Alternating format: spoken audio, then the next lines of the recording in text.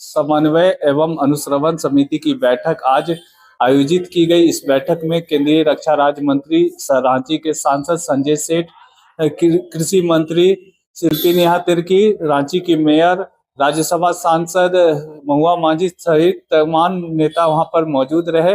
बैठक में विकास की योजनाओं को लेकर चर्चा की गई। झारखंड की राजधानी रांची को कैसे विकसित बनाया जाए उसको लेकर चर्चाएं की गई। वहीं कृषि मंत्री ने उर्वरक यूरिया को लेकर जो है सो केंद्र सरकार को लेकर निशाना साधने का काम किया। मौके पर क्या कुछ कहा गया, आइए आपको सुनाते हैं। अभी संपन्न हुई सुबह 11 बजे से लेकर अभी 3 बजे तक सभी विषयों पे चर्चा हुई। चर्चा के दौरान हमने कहा कि भाई हम सब विभिन्न आइडियोलॉजी से आते हैं, विचारधारा कुछ भी हो सकती है किसी भी पार्टी की, लेकिन सभी तरफ विकास।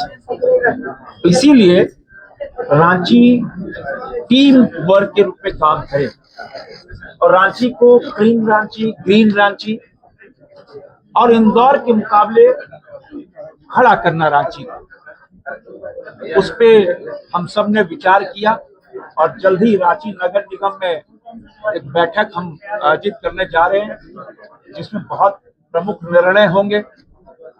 उसी तरह एक टीम बनाकर व्यापारी समुदाय, धार्मिक संस्थाएं, सामाजिक संस्थाओं सबको अलग अलग बैठक कर कैसे रांची को साफ, सुंदर और बढ़िया शहर बनाया जाए, इसकी इमेज कैसे बिल्ड हो, अच्छी एक कैपिटल बने, इस पे हम सब ने बात की, चर्चा हुई। क्योंकि सामने गर्मी का समय है, पानी की समस्या पे गंभीर चर्चा हुई। जो 7 साल पहले पानी की टंकी बनी थी आज तक चालू नहीं हुई, उस पे चर्चा सभी माननीयों ने चर्चा की। क्योंकि जुटको एक ऐसी संस्था बन गई है जो कोई काम करने लायक नहीं है। आज तक पानी रांची शहर को पानी नहीं दे पाया, टंकी बन गई, पानी नहीं मिला। बिजली विभाग पे भी चर्चा हुई कि कैसे स्मार्ट मीटर आकर बिजली का बिल तिगुना चौगुना आ रहा है, कि लोग परेशान हैं, उस पर गंभीर चर्चा हुई। चर्चा हुई कि भाई भू अर्जन, बिना भू अर्जन का पैसा नहीं मिला, रोड बननी शुरू हो गई, जो रैयत है वो परेशान हो रहे हैं कि भाई पैसा मिला नहीं, आप सड़क बनाओ, सड़क बने, लेकिन जो भू अर्जन को पैसा देना चाहिए वो दे नहीं रहा है, उस पर भी चर्चा हुई। हर विषयों पे गंभीर चर्चा हुई, चाहे लॉ एंड ऑर्डर हो, हर विभाग सह चर्चा हुई है। कुल मिलाकर हम ये कह सकते हैं आने वाले दिनों में रांची एक अच्छी कैपिटल बने, एक अच्छा आदर्श शहर बने, उस पर गंभीर चर्चा हुई है। और आने वाले दिनों में एक अनुशासित, एक सिविक सेंस अच्छा डेवलप हो, डिसिप्लिन हो, सब पर चर्चा हुई है, जिसका परिणाम आने वाले दिनों में आपको मिलेगा। शहर के ड्रेनेज, शहर के ट्रैफिक, आप 200-300 फीट नाली बना दिए, फिर रोक दिए, फिर 300 फीट नाली बना दिए, रोक दिए, नहीं, एक पैकेज के रूप में नाली बनाई ताकि उसका जो आउटलेट है वो एक फ्लो में हो। अभी तक आता रहा कि भाई कहीं 400 फुट बन गया, फिर 500 फीट गया, तो पानी वहीं स्टक कर जाता है और जिसका परिणाम है कि नाली से बहाव नहीं होता है। अभी चर्चा भी हुई कि भाई अनेक ऐसे मोहल्ले हैं जो डूब जाते हैं, अभी बारिश आ गया, 2 महीने बाद बारिश शुरू हो जाएगी, तो ऐसे मोहल्लों को चिन्हित कर वहां कैसे ड्रेनेज सिस्टम को मजबूत बनाया जाए। इसीलिए निर्णय हुआ है कि नगर निगम में एक आवश्यक बैठक होगी, उस बैठक में इन सब विषयों पे चर्चा हो, पानी का निकास, पानी कैसे, हर चीज पे सफाई, हर चीज पे चर्चा होगी। स्पेशल एक बैठक बहुत जल्दी नगर निगम में होगी इसी मुताबिक। बहुत विषयों पे, ग्रामीण विषयों पे भी चर्चा हुई। ग्रामीण क्षेत्रों में जैसे हाथी का प्रकोप है, उस पर चर्चा हुई है। जो वज्रपात हुआ, हाथी से लोग मारे जाते हैं, उनको जल्दी से जल्दी 4 लाख रुपया पेमेंट हो, उस पर भी चर्चा हुई है। हर विषयों पे चर्चा हुई है, गंभीर चर्चा हुई है, बहुत रिजल्ट ओरिएंटेड चर्चा हुई है। आने वाले दिनों में आप परिणाम आप देखिए। योजनाएं हैं, अगर आप देखेंगे तो राज्य संचालित योजनाओं का परफॉर्मेंस काफी अच्छा रहा है और मुझे लगता है समय आने पे बहुत सारी चीजें और जो ये जनता सरकार आपकी द्वार कार्यक्रम हम लोग करते हैं उससे भी मुझे लगता है एक अच्छा मैसेज और एक अच्छा पहुंच योजनाओं का जनता तक जा रहा है। ग्रामीण क्षेत्रों में क्या योजनाएं पहुंच रही है, किन मुद्दों को आपने उठाया मैडम? हमारे जो विधानसभा से संबंधित सवाल थे उनको मैंने यहाँ पे रखा है, चाहे वो एनएचआई से संबंधित हो या खास करके किसानों से संबंधित मामले हैं, जैसे केसीसी लोन्स का आप लोगों को जानकारी होगी कि बैंक्स और ब्लॉक में एक समन्वय नहीं होने के कारण कई सारे केसीसी लोन भी प्रोसेस नहीं हो पाते हैं समय पे, और जो केसीसी लोन है वो बहुत टाइम बाउंड चीज होता है। उन चीजों को भी आज यहाँ पे रखा गया है कि बीएलबीसी की बैठक भी समय पे ब्लॉक्स पे हो। साथ ही साथ जो परंपरागत खेती की योजनाएं हैं, नेचुरल फार्मिंग की योजनाएं हैं और पर ड्रॉप मोर क्रॉप टपक सिंचाई की योजनाएं हैं, उनके भी परफॉर्मेंस के लिए उनको भी बेहतर करने के लिए सलाह दिया गया है। साथ ही बहुत महत्वपूर्ण चीज आज की बैठक में मैंने रखा है कि इस साल, क्योंकि ये जो वैश्विक स्तर पे युद्ध चल रही है, इस साल फर्टिलाइजर का बहुत कमी पूरे देश भर में होने वाला है और इसके वजह से लगातार पूरे किसानों में भी पैनिक का मोड बनाया हुआ है। हम लोगों ने जितना आवंटन का मांग किया था केंद्र सरकार से, उतना आवंटन हम लोगों को भी हासिल नहीं हो पाया है, उससे कई गुना कम हम लोगों को हासिल हुआ है। ये सारी चीजें खरीफ सीजन में जब पीक सीजन आएगा तो एक समस्या ना बने, इसके लिए सभी उपायुक्त को ये निर्देशित किया भी जा रहा है कि अपने अपने जिलों पे कालाबाजारी को रोके, पिछले साल का जो सेल था उसको इस साल का सेल से कंपेयर करते हुए जहां जहां पे भी हम लोग अनरीजनेबल स्पाइक देख रहे हैं यूरिया के बिक्री का, वहां पे जाके छापा करने का प्रयास करें।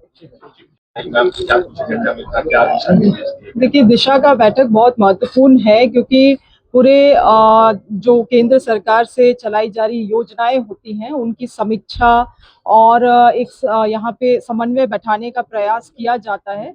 और आज की ये जो रांची जिला में बैठक की गई है, ये माननीय सांसद संजय जी के अध्यक्षता में की गई।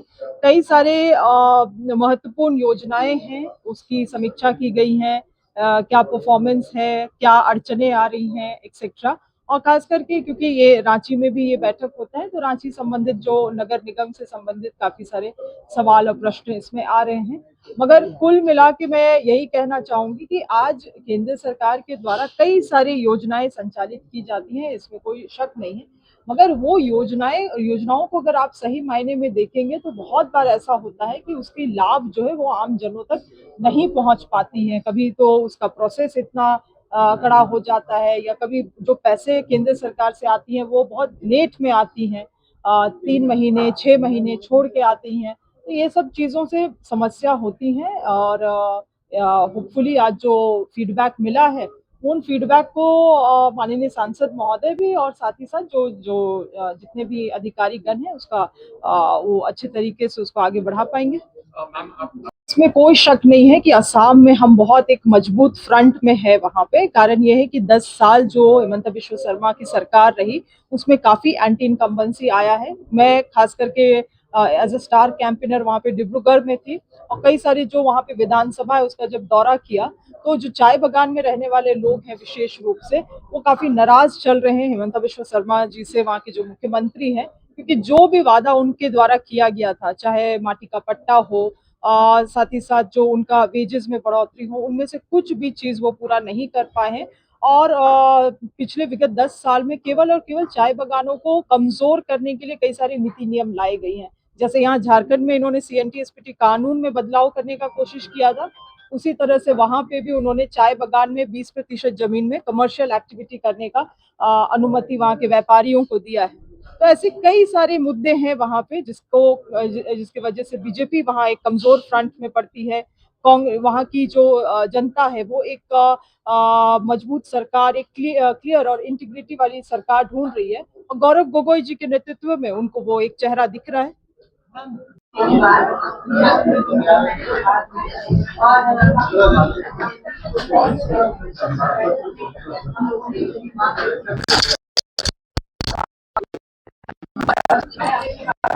मतलब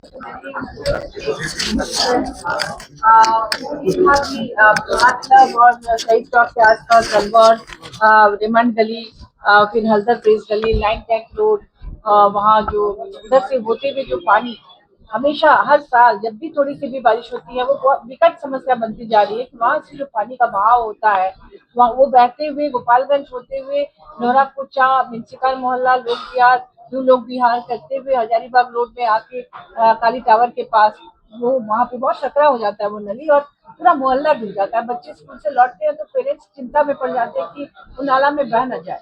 तो ये समस्या है, इसको अविलंब वहाँ के लिए टेंडर किया जाए, उसको जल जमाव को वहाँ पर बंद किया जाए, जैसे भी उसका सुधार हो, क्योंकि बारिश आने वाली है और अभी 2-3 महीने का ही समय बचा है। अंडरग्राउंड केबल होने की बात हुई थी क्योंकि यहाँ पर आप देखते होंगे कि जब प्रोसेशन जाता है तो घंटों लाइट ऑफ कर दिया जाता है, एक्सीडेंट्स होते हैं, तो अंडरग्राउंड क्यों नहीं किया जा रहा? वो एक बार काम शुरू भी हुआ था जो कि बीच में बंद हो गया। उसी तरह से बहुत सारी समस्याओं को लेकर हम लोगों ने बात की और अलग अलग मुद्दे पर बात हुई है। सभी विधायक सांसदों ने अपने अपने क्षेत्र की बात भी रखी है, हम लोगों ने भी रखी है और आने वाले समय में मुझे लगता है क्योंकि ये शहर में जो पानी का जमाव ये सिर्फ मेन रोड एरिया में ही नहीं है बल्कि हर एरिया में हो रहा है। तो पहले क्या होता था कि कहीं भी छोटा सा नाली बना दिया गया, फिर थोड़ी देर बाद नाली गायब हो जाता था, फिर आगे जाके होता था। तो इस तरह से समस्याएं हैं और हम लोग बहुत सारे विषय पे चर्चा की है जो कि अभी बोलना संभव नहीं है।